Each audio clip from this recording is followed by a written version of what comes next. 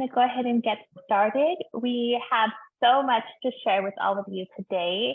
And thank you so much for being here tonight for the Convention on Health Rights, Stop the HPV Vax Mandate Town Hall. And it's going to be a jam-packed info night. So if you want to go ahead and grab a pen and pencil, paper and pen, I can't talk today.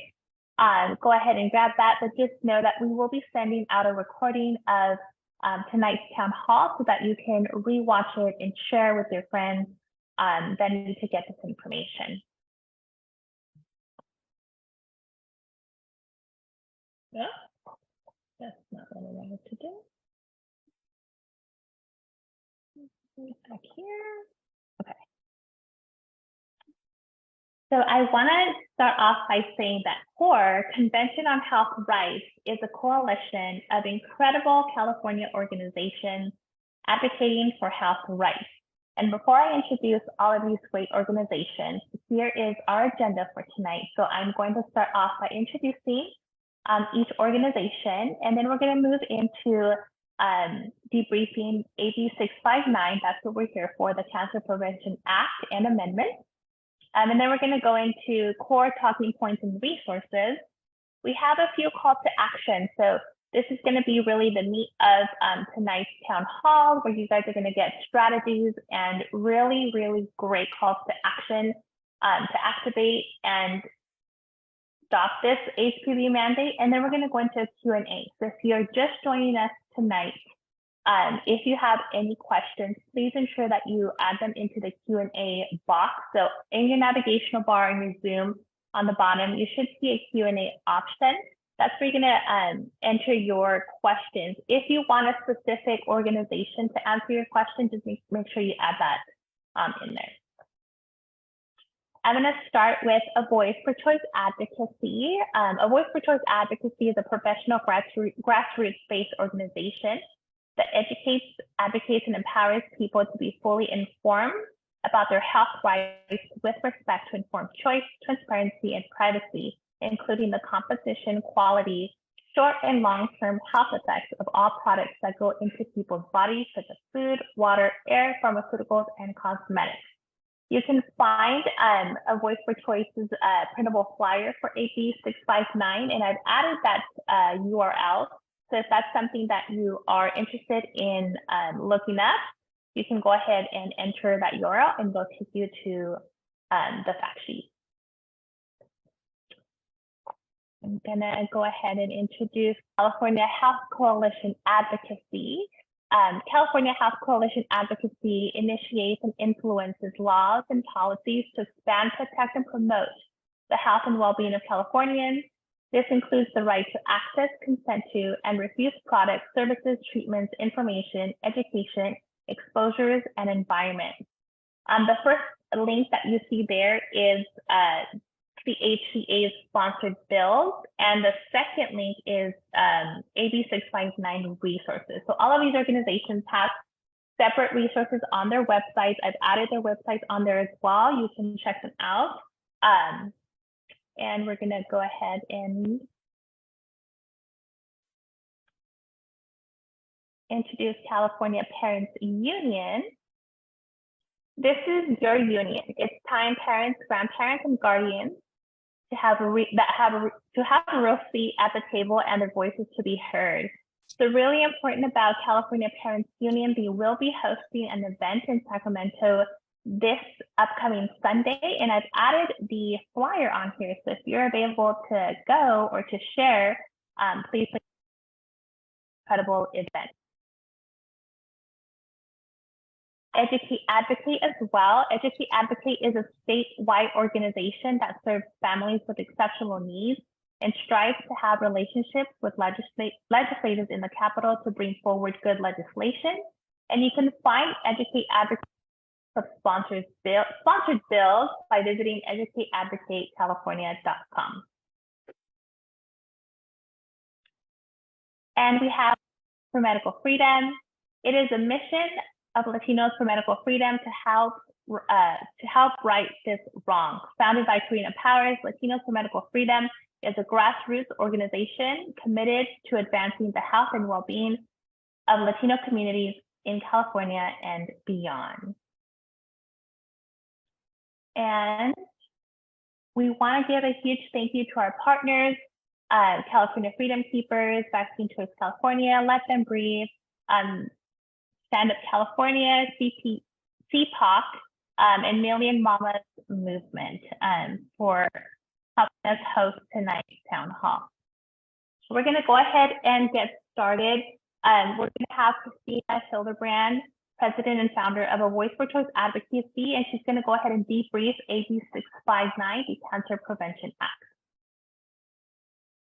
I can get my computer to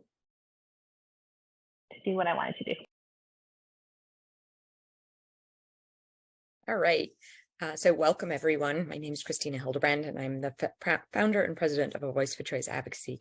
I wanted to sort of give an overview of the AB 659, the Cancer Prevention Act, and what exactly it is. So it was introduced by Assemblymember Aguiar-Curry in February, and it is a bill that has two parts now. The first part of it is a requirement for 8th through 12th graders to get vaccinated with the HPV vaccine in order to go to school. And there is no personal belief exemption currently in the bill. There is no religious exemption in the bill. There is a medical exemption in the bill, but as we learned in 2019 or saw in 2019, that medical exemption got very, very strict, and it only relies on the CDC's contraindications and precautions, which for this vaccine is you have to have had a severe anaphylactic reaction to the first dose of the HPV vaccine, or there is, if you have an allergy to yeast, because it is made with yeast, then you can get a medical exemption. But basically, medical exemptions are also non-existent. The second part of the bill that was amended in February was to add a bill that Assemblymember Aguiar-Curry had last year that went through the entire legislative process and ended up with the governor vetoing it. And that part of the bill basically adds pap smears and HPV vaccine to be covered by certain insurances that don't have it covered at the moment. You want to go to the next slide? Oh, and sorry, and it has been referred to the Health Committee, and it will be heard on the 21st of March at 1:30 in the Assembly Health Committee. We were hoping that it would be heard in the Education Committee as well, but the Rules Committee did not refer it to the Education Committee. And while we and our other core member organizations have been trying to get it to go to the Health Committee, to the Education Committee as well as the Health Committee, it does not seem to be that the Education Committee wants the bill in their committee, or that the Rules Committee does not think that that is the right place for it. We will continue trying to do that, but at the moment it is just going to be heard in the Assembly Health Committee. I wanted to talk a little bit about amendments and what are amendments. So as I mentioned, this bill has already been amended. When a bill goes through the legislative process, in order to make any changes to the bill, you have to what's called amend the bill. And the question is, are all amendments bad? So they aren't. They can be bad amendments and they can be good amendments. Basically, it is the author changing the bill along the course of the legislative process. In this case, we started off with just an HPV vaccine school mandate bill, and that we feel would have been easier to fight and to get rid of completely than as it is now, because this secondary insurance part is really something that people aren't against, and the legislature has already shown that they would push that all the way through to the end to the governor's desk. And so what we need to do now is we need to get this bill amended so that the HPV vaccine mandate is taken out. And the only way to do that is to amend the bill. It is unlikely that this bill, as I said, gets killed completely or dies because of that new section in there. So we do want amendments to this bill. We want the amendments that the full sort of first section of the bill is taken out. So I think that's you can go on to the next page, Karen.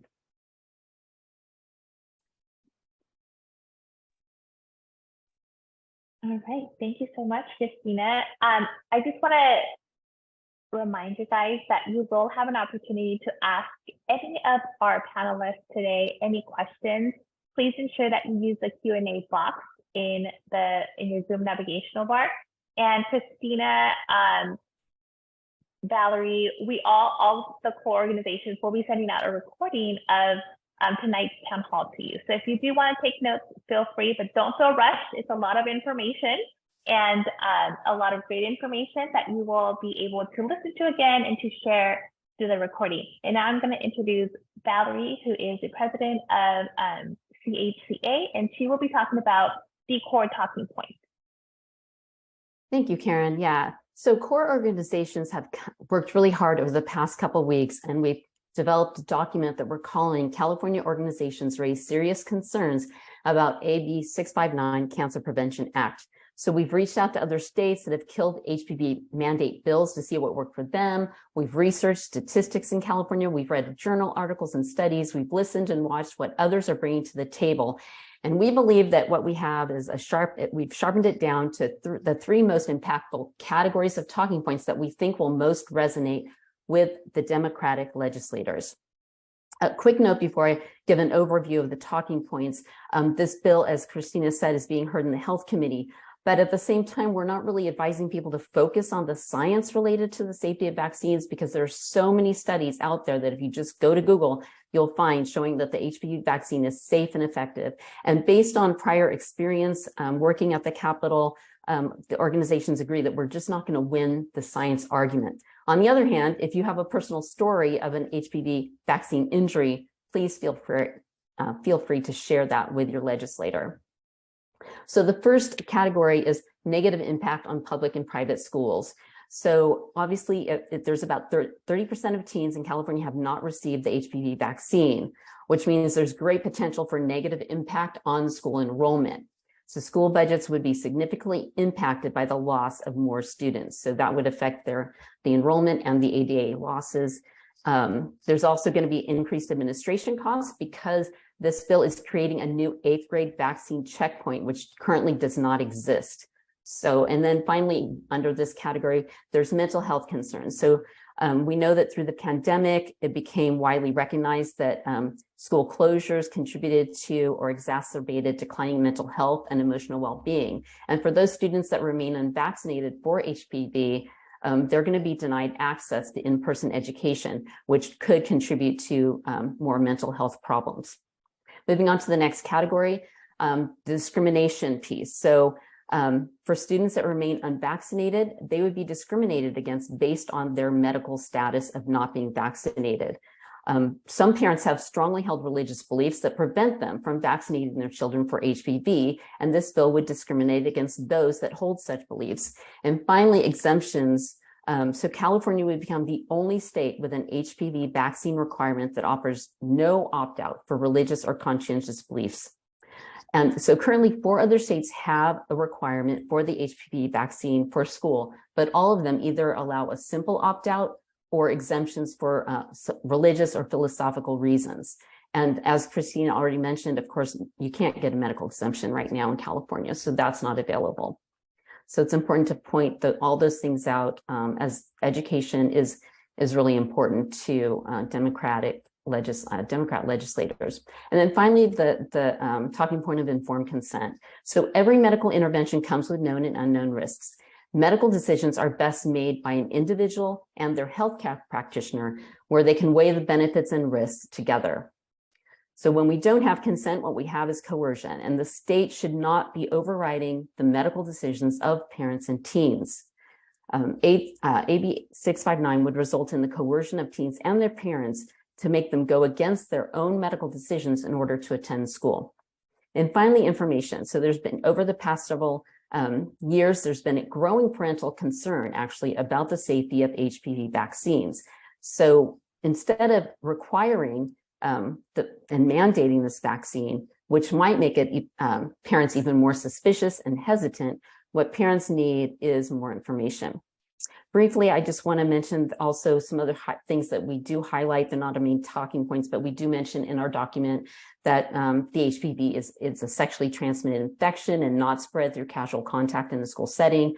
Teens already have access to HPV vaccines under current law, and then dozens of lawsuits have been filed by vaccine recipients against Merck in relation to the Gardasil vaccine. So next we just want to highlight, so I want to make sure that you understand that we're going to have this document is going to be posted on the COHR website, conventiononhealthrights.org, along with lots of other resources, including a toolkit, which we're going to try to keep updated with current calls to action. I think that's it. Thank you so much, Valerie. And again, so much great information. We just want to reassure you that we will be sending out a recording. We will gather all of the links for you. You will see that conventiononhealthrights.org is written on every single slide. That's going to be the main website you're going to want to go to access AB 659 Cancer Prevention Act Toolkit. So thank you so much, Valerie. And now we're going to move on to the calls to action. So now we've talked about what AB 659 is. We've talked about the amendments. We've equipped you with some great, a great document that you can pull talking points and resources. Now we're going to go ahead and move into the calls to action. So how are we really going to take action on this bill? And the first one is meeting with your assembly member in distress. This one's really important. I just met with my legislator's office, and they were so happy to see me. It was such a great time, and I never thought I would say this, but they're happy to talk to you, to meet with you. And the first step is to find your assembly member. So if you do not know who your assembly member is, you're going to want to go to findyourrep.legislator.ca.gov. And all you're going to do is type in your address, and it's going to auto-populate who your state assembly member is and who your state senator is. From there, you're going to want to contact their district office. You're going to, so let me go back really quick. When you go on Find Your Rep, when your assembly member comes up, you can actually click on their name, and it's going to take you directly to their website. And all the way on the bottom, you're going to find their contact information. You're going to want to call their district office, let them know that you're a constituent, let them know why you want to meet, and then they're going to go ahead and give you their next steps to get that meeting with either the legislators, the assembly member, or their staff. You're going to want to go ahead and prepare for your meeting on that website. So that website is going to be your main resource to learn everything about your assembly member or your senator. You're going to want to read their bio. What is it that they are passionate about that you can relate to, right? You want to ensure that we're building those relationships, not only to oppose, but also to build a relationship on things that we can talk about, discuss, what we have in common. And then to prepare also for your meetings, you're going to want to have a fact sheet. And COHR has created this document that you can pull resources to create your fact sheet that you can give to your assembly member or senator. And two quick reasons why you should meet in district. The first one is your impact. So I already said this, they want to hear from you. Yesterday, my assembly member's office, they were just so happy to see me that I took the time to come in. I brought them cookies because that's who I am. You don't have to bring them cookies, but you want to leave them on a great note. And I think that's very important. And also learn about bills that you can support that your legislator is authoring. And the second one is report. Get to know the staff. They're the gatekeepers to the legislator. Get to know your legislator. Really important to note that many legislators are hosting meet and greets in district, or they're having coffee meet and greets. A great tool that I've heard these incredible ladies always say is sign up for their newsletter. Go on their website, sign up for their newsletter, stay on top of where they're going, where they're showing up, and just show up and be that smile that brightens up their day, and let them know how these bills, specifically AB 659, will affect yourself, your community, and and all of these great talking points. So that's going to be my wrap up for meeting with your assembly member in district. And we'll go ahead and move on to the call to action. This is a really big one, submitting your letters of opposition. And I'm going to hand it off to Kasia, the Legislative Director for California Parents Union. Good evening, everyone. My name is Kasia Williams, and I'm the Legislative Director for California Parents Union. I'm also a mom, school librarian, so advocating for parents, going to Sacramento, getting involved in the legislative process is my true passion. And I'm very happy that I can show you today how you can get involved in the legislative process by submitting a letter in the letter position portal. It's very simple to access in your search engine. You just need to put position letter portal. The full name is California Legislative Position Letter Portal. It is very simple to make an account. All you need is your email address and a password you create. Once you do that, you will be ready to go. You can create an account as an individual.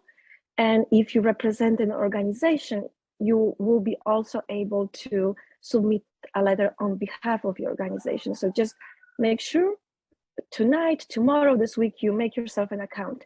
Once you have that, you need to figure out what you're gonna write in your letter. You've heard already today great talking points about AB 659 that you can access through the email you'll get about all the resources we're providing tonight. So you need some great talking points. And if you're submitting a letter as an individual, you really don't need to write very much. It can be just few sentences. I usually write my letter in a Word document and then save it as PDF, as I found it easier to keep track of and submit in the portal. So have your talking points and then start very simple. Dear Assembly Health Committee members, I am writing in opposition to Assembly Bill 659. It's very important that you state in your letter that you oppose AB 659. Later on, when you find bills you would like to support, make sure you write, I am writing in support of so-and-so bill. But tonight we're focusing on AB 659, and it's important you write your opposition letter. If you are, and then at the end you can write, please vote no on AB 659, sincerely, your name. So that's very simple.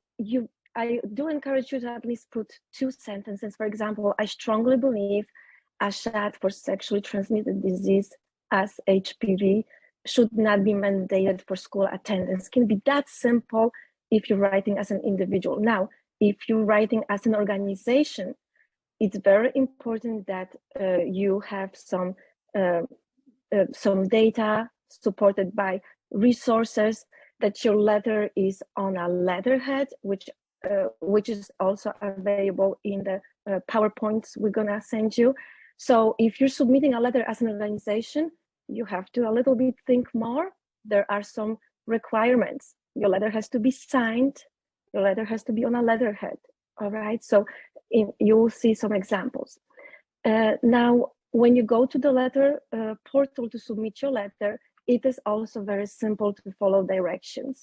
And I created a little video in California Parents Union membership lounge. It's available.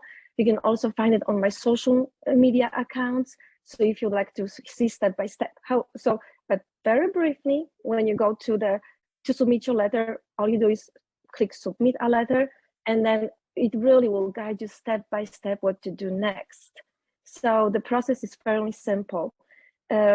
Now, the one important part is that when you get to the part where you are about to submit a letter, you need to click on the stance oppose, write a title, for example, I oppose AB 659, and then you upload your letter, you review it, submit, done.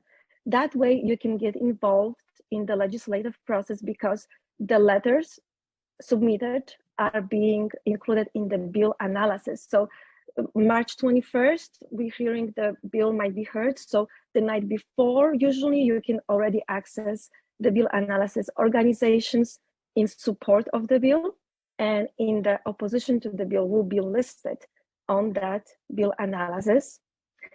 And also individual letters will be tallied. So if, for example, 5,000 individuals submit a letter in opposition, that's quite impactful, even more. So if you submit your letter in time, which looks like you have lots of time, those letters will be tallied, and it does make a big difference, and it kind of helps you to get involved, even though you live far away from Sacramento. And so when you will be looking at the ways how to be involved that you receive in our presentation, you will see examples of how you should write a letter as an organization. And as I mentioned, if you're writing as an individual, don't worry too much. Just use few of our talking points, make a few nice sentences, make sure you write I oppose, please vote no, and that's it. One more thing I wanted to mention, if you are writing as an organization, you also have a few other options, because you can click I oppose unless amended. So you have that option. As an individual, you only have an option oppose or support, which makes it easier. I hope this helps you. Thank you. Go to California Parents Union for any more questions. Thank you so much. Your is like first, so you for that you haven't. Karen, you're breaking up. Oh.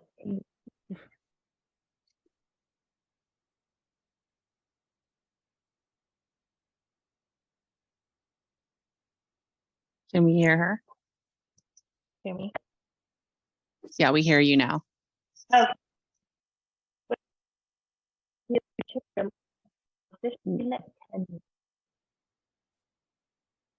It's still breaking up, Go but ahead, Karina.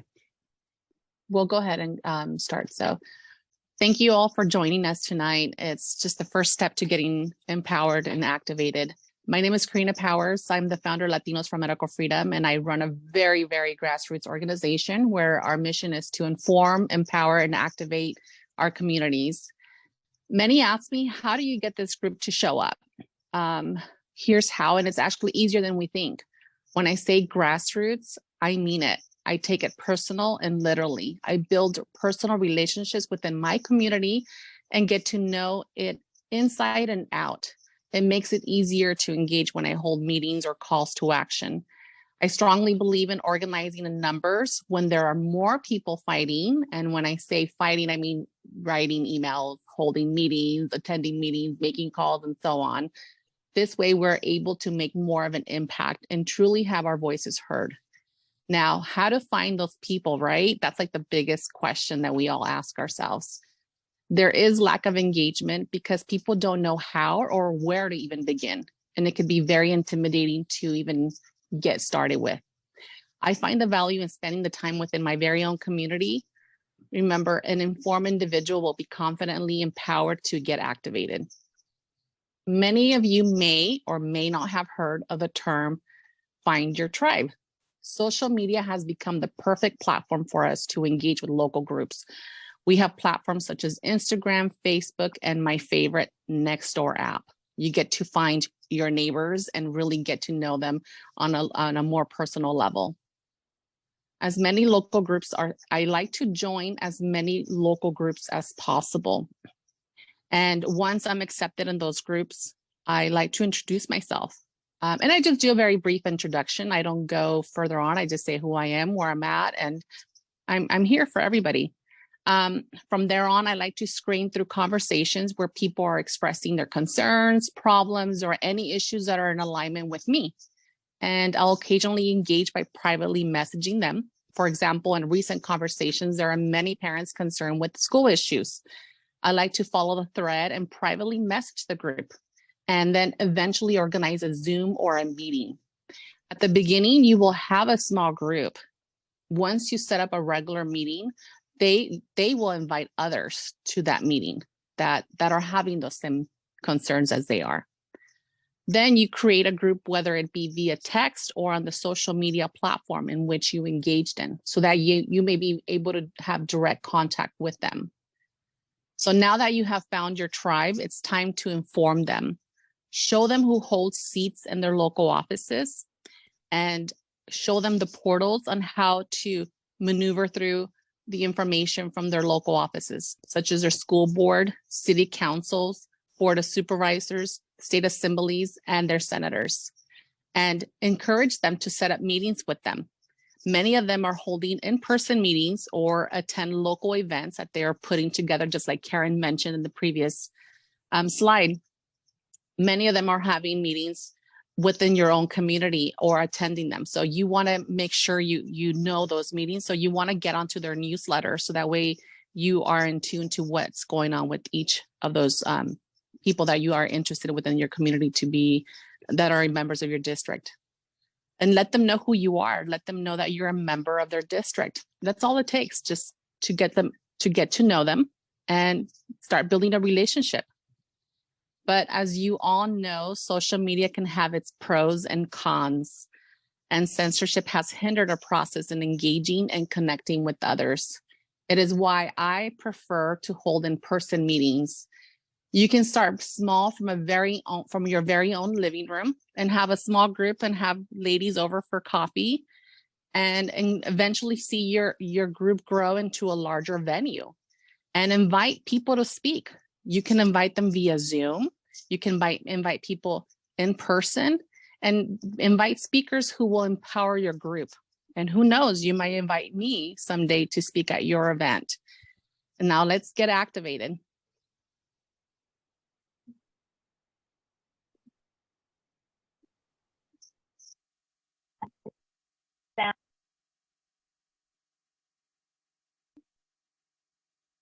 Hi there. I think that was a great segue into what I'm going to be speaking about right now.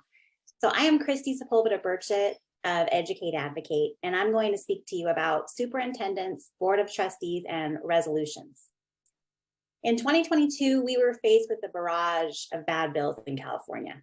A key component of getting these bills completely shelved or watered down was through amended language that people just like you having relationships with their superintendents and their boards of trustees. When SB 871 through Senator Pan was introduced, which mandated the COVID vaccine for school, many went to their school board meetings and gave public comment to their board of trustees and requested that they oppose the bill. Educate Advocate compiled a list of all the boards that voted on resolutions opposing the bill. Across the state and across diverse political backgrounds, many school boards passed resolutions opposing the bill.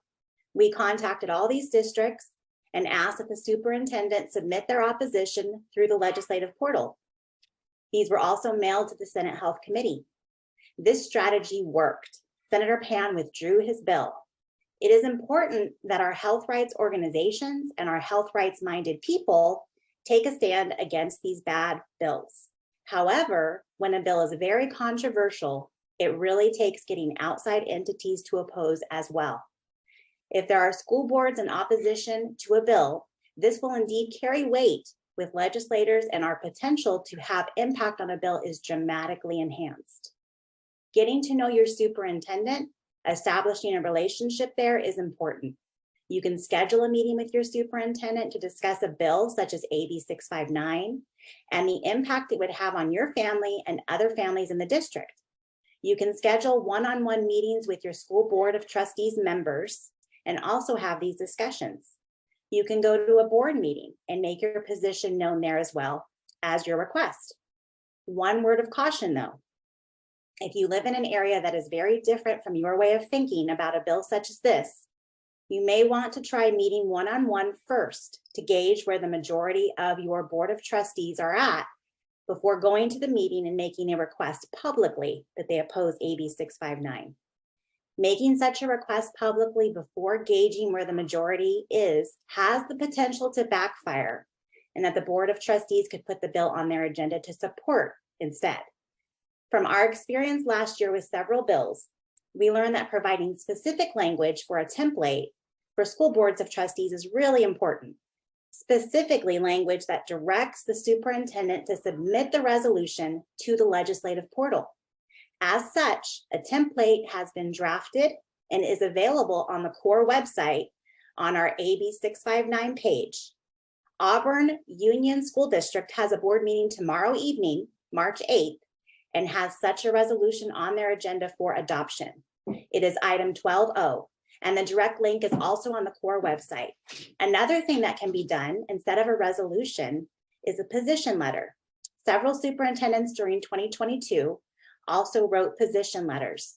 So it is possible to make that request to your superintendent. This may be effective if you have a superintendent who wants to oppose AB 659, but perhaps not a majority of the Board of Trustees would be in favor of doing so. One other note on this topic, which Karina alluded to, we had a variety of other boards oppose the bill last year, including city councils, Board of Supervisors, as well as County Board of Education. You may want to also consider a request to these boards as well, after again gauging where they stand before publicly making that request. Lastly, this is a passion topic for me. Our organization at Educate Advocate is linked to education, and we have several legislative bills we are the sponsors of that involve education this year. So if you have any questions or need any guidance on this topic, please feel free to reach out, and thank you very much.